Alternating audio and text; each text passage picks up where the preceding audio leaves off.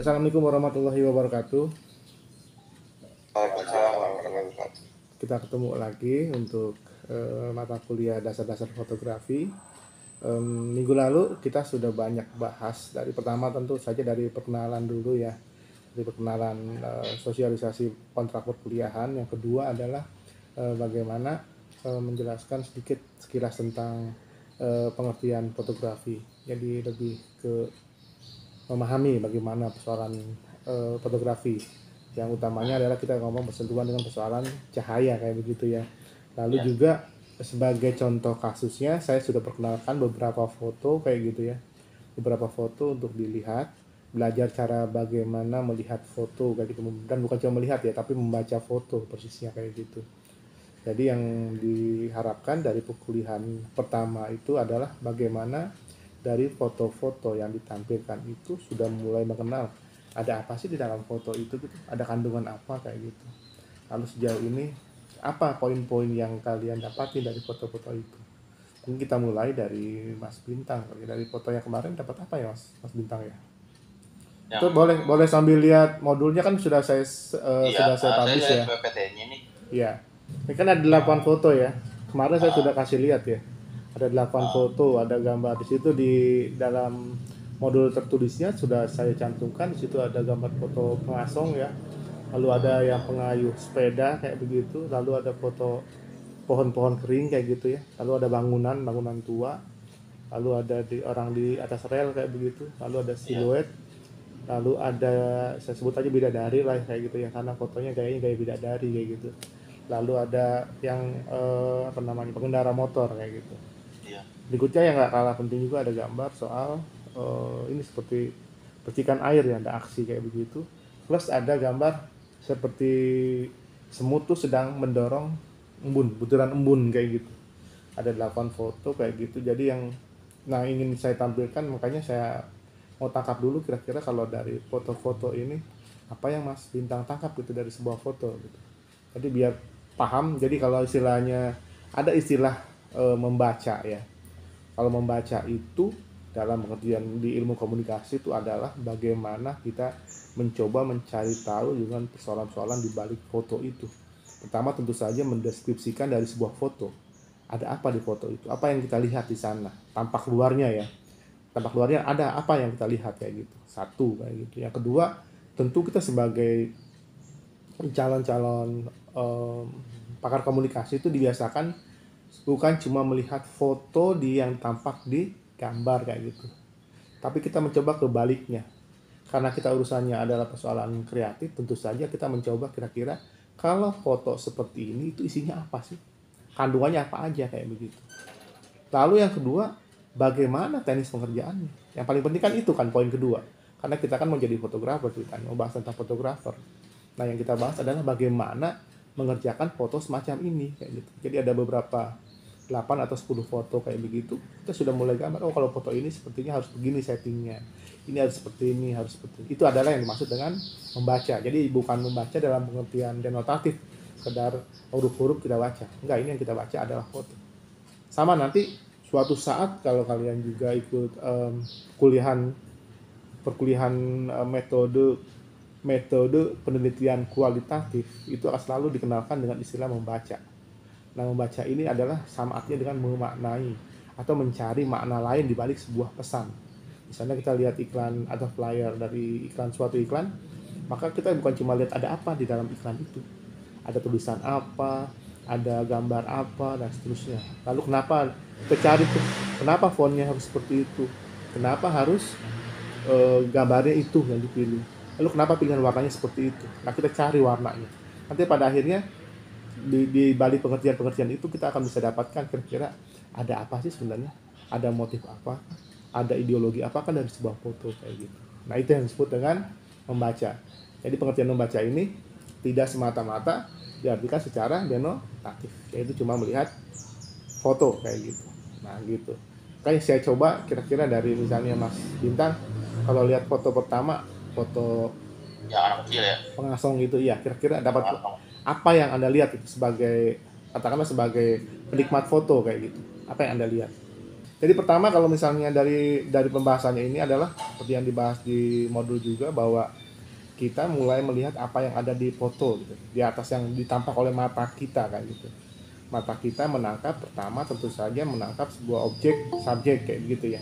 Saya selalu bedakan istilah ini, kalau subjek itu kita bicara tentang orang kayak gitu ya, supaya gampang membahasnya gitu, pembahasan ya. Kalau fotonya isinya orang, itu adalah subjek kayak gitu. Tapi kalau misalnya isinya non manusia kayak gitu ya, binatang atau hewan atau tumbuhan, maka itu jatuhnya objek kayak gitu. Tapi dalam istilah sehari-hari kita maknai semuanya yang ada di foto itu adalah objek kayak begitu. Jadi kebetulan saat ini adalah subjeknya adalah rata-rata manusia kayak gitu ya, kayak begitu. Satu itu kayak gitu, sudah mulai mengamati soal isinya tuh ya, subjek atau objek kayak begitu, atau peristiwa kayak begitu. Lalu berikutnya yang paling penting lagi dari sisi yang ini, kita juga mulai melihat soal ada warna tuh ya, kan kalian tidak ada yang bahas tuh ya, ada warna hitam putih, ada warna color kayak gitu kan ya. Masing-masing kan ada penekanan yang beda-beda kayak begitu. Ada maksudnya. Kenapa harus pakai hitam putih, harus pakai format namanya ya. Formatnya itu ada hitam putih atau BW, atau ada color warna kayak begitu. Nah itu juga jadi beda juga artinya kayak begitu. Jadi kita sudah mulai lihat tuh posisinya ya, posisi ada peristiwanya, isinya ya kayak begitu ya. Lalu berkaitan juga dengan bagaimana ada kandungan-kandungan gambarnya itu. Tadi ada jembatan gitu kan ya, ada gunung, ada rel kayak gitu.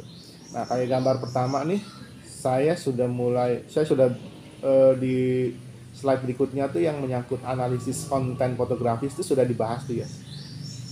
Di slide sudah ada ya. Yang saya bahas itu adalah gambar yang pengasong itu, pengemis tadi itu. Jadi paling enggak tuh kalau misalnya kita lihat kandungannya di situ, kandungannya ada bocah tuh dua tuh, itu menjadi subjeknya ya, subjek foto kayak begitu. Lalu ada mobil dan ada pengendara motor kayak gitu, itu menjadi background kayak gitu. Jadi ini adalah kekayaan dari foto. Jadi paling enggak kalau misalnya kita bikin foto itu kan bisa dibilang kan menghadirkan dua dimensi ya. Ada background, ada yang subjeknya kayak gitu. Tapi kadang-kadang fotografer juga pintar, dicari itu buat nari lebihnya, maka dicari namanya foreground kayak gitu. Gambar-gambar kecil yang buram di belakang, di depan namanya foreground kayak gitu. Kayak gitu. Jadi dari sini kita sudah mulai berpikir tuh bahwa sebuah foto, katakanlah kita memandang gambarnya Mbak Beatrice nih sekarang nih di Google Meet kayak gitu ya. Kita memandangi Mbak Beatrice sebagai subjeknya, lalu belakangnya adalah kamar, suasana kamar kayak gitu dengan lukisan-lukisan dan seterusnya kayak gitu. Nah itu adalah kayak gitu. Nah punya Rio nih beda lagi nih. Rio gambar subjeknya dengan palanya aja tanpa bibir kayak gitu ya, wajahnya kayak begitu. Tapi dia bikin backgroundnya itu adalah kamar dia tapi dalam keadaan bokeh gitu ya. Bokeh itu dalam keadaan buram kayak gitu kan ya. Ini juga sama kebutuhan artistik juga kayak begitu. Jadi kita mulai mandang soal bagaimana situasi gambarnya, ada apa di gambar itu. Lalu tadi juga soal pohon kering tadi ya, pohon kering tadi yang ngamatin Mas Agus ya. Itu kalau kalian bisa lihat tuh bagaimana bentuknya tuh mengerucut dari yang lebar mengerucut ke dalam kayak gitu ya. Lebar mengerucut kayak gitu. Sama kayak gedung juga tuh, dari yang tinggi besar ya sampai mengecil kayak gitu. Nah itu kan kalau misalnya dalam arsitektur tuh namanya perspektif kayak gitu ya, perspektif kayak begitu. Jadi salah satu membentuk pesan foto kayak gitu, salah satunya ada sudah bermain dengan persoalan perspektif kayak begitu. Artinya apa? Ketika kita bicara tentang foto, membaca foto, bukan cuma kita melihat isinya kayak begitu, lihat isinya ada apa, tapi ternyata kita sudah mulai bicara soal ke teknisnya. Kalau foto-foto seperti ini bagaimana mengambilnya kayak gitu, memotretnya bagaimana. Kayak foto pengasong itu otomatis kita sudah mulai bicara posisi, bahwa posisinya adalah persis si objeknya si bocah-bocah itu adanya di depan si lensa kamera kayak begitu. Kalau dalam fotografi namanya, atau dalam teknik kamera namanya eye level. Jadi sejajar tuh mata si subjek dengan mata si kamera, mata lensa kayak begitu. Otomatis kalau pemotretan seperti ini, karena si adiknya itu duduk di tanah, maka dia harus ikut jongkok juga kayak begitu, sejajar. Jadi nggak sampai kamera di atas atau kamera di bawahnya dia kayak Ya, jadi dari sini kita sudah mulai baca soal teknisnya tuh. Jadi pengambilannya harus eye level kayak gitu. Sejajar. Nah, begitu kita ngambil yang gambar yang Mas Agus juga. Deden tadi ya, yang naik sepeda, kita mulai bicara soal bagaimana foto itu diambil secara eye level juga tuh.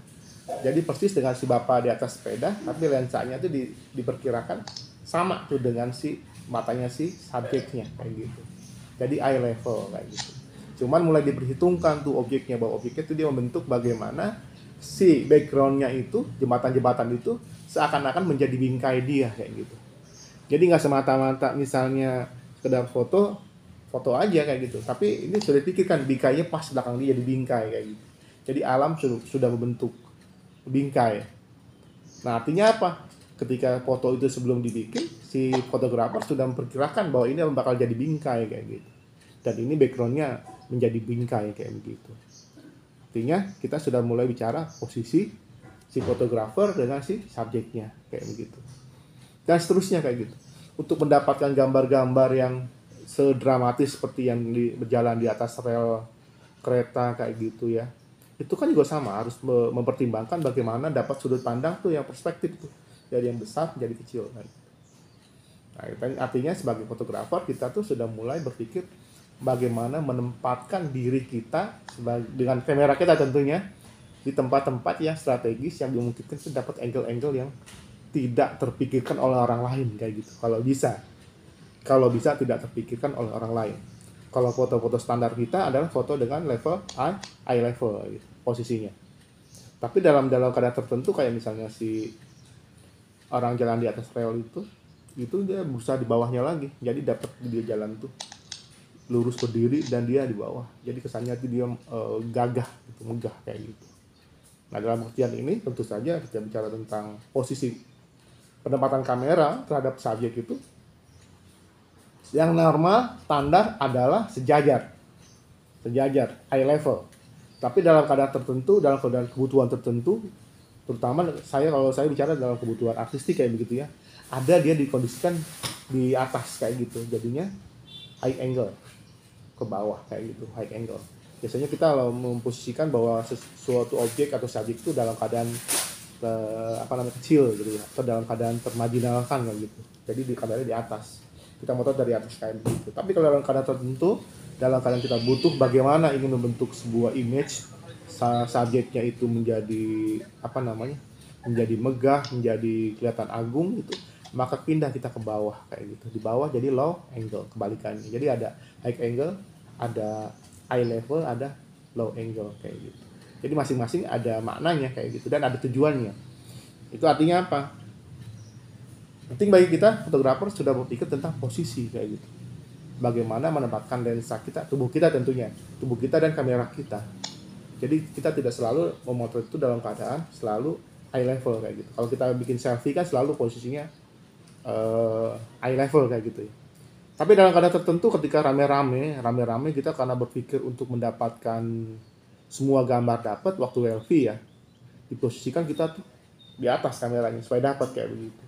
Padahal secara semiotika tuh kalau gambar-gambar seperti itu mendudukan bahwa ini adalah orang-orang yang kalah kayak gitu, orang-orang yang termarginalkan kayak gitu. Misalnya kalau misalnya kalian bikin foto buat cover majalah misalnya kayak begitu ya, yang topiknya adalah soal orang-orang KPK yang diberhentikan kayak begitu ya, 57 orang itu diberhentikan. Maka fotonya jangan dibikin dalam keadaan eye level, tapi dia suruh berdiri itu, kita naik tuh ke atas. Jadi foto dari atas dapat dia ke bawah gitu, dalam keadaan dia di bawah kayak gitu. Jadi kita berpikir tuh, kita bicara bagaimana itu nasib orang-orang yang tersingkirkan kayak gitu melalui foto kita kayak gitu. Jadi sudah mulai tuh mikirin tuh bahwa setiap posisi, setiap angle kamera tuh ternyata ada maknanya pada akhirnya kayak gitu. Itu dengan cara penempatan diri kita atau fotografer dengan kamera terhadap subjek atau objek kayak begitu. Yang kedua juga kita kan sudah bicara soal tadi format kayak gitu. Ada format, ada foto dibuat dengan hitam putih, tadi memang kebetulan ditampilkan secara hitam putih, aslinya hitam putih, tapi ada juga dalam keadaan berwarna kayak gitu. Memang sih kalau kita ngomong sejarahnya memang tidak harus diakui bahwa foto pertama itu ditemukan dalam keadaan hitam putih kayak gitu. Jadi kalau bicara tentang hitam putih adalah bicara soal foto-foto klasik kayak gitu ya. Kalau dulu memang itu foto zaman dulu, foto jadul kayak gitu ya. Tapi kalau sekarang menjadi foto klasik atau menjadi foto yang sangat artistik kayak begitu. Ada kebutuhan artistik.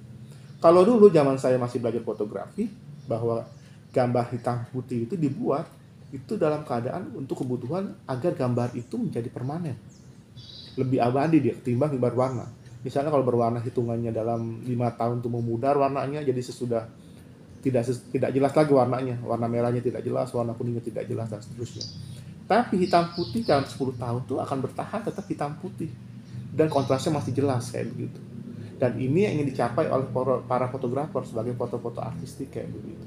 Makanya kalau nggak sangat banyak orang bikin foto, misalnya foto yang artistik misalnya ke Darwis Triadi, tidak dalam keadaan color tapi biasa bikin hitam putih kayak begitu. Prosesnya sebenarnya lebih sulit ketimbang foto berwarna sebenarnya. Jadi karena kalau zaman dulu saya belajar itu kan foto-foto itu kan dibikin, kita tidak ada tidak ada LCD kayak gitu ya, tapi ngintip dari viewfinder kayak gitu. Dan betul-betul itu harus hitungannya matang, hitungan diafragmanya berapa atau kecepatannya berapa itu harus matang kayak gitu. Nah tapi yang sekarang kan sudah ada LCD ya kelihatan kayak begitu.